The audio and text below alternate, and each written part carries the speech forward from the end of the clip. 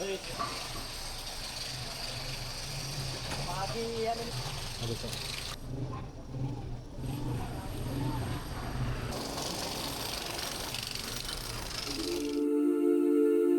Konting mensahe mga Juans, ngayong Pasko, hindi natin maikakaila na bawat isa ay may kanya-kanyang pinagdadaanan.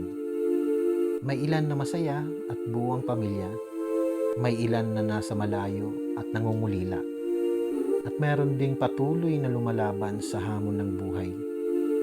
Ngunit, sa kabila ng lahat na ito, iisa lang ang mensahe ng Kapaskuhan. Huwag mawalan ng pag-asa. Ang Pasko ay paalala na sa bawat pagsubok, may liwanag na darating. Sa bawat pangungulila, may yakap na naghihintay. At sa bawat pangarap, may pagkakataong muling magsimula.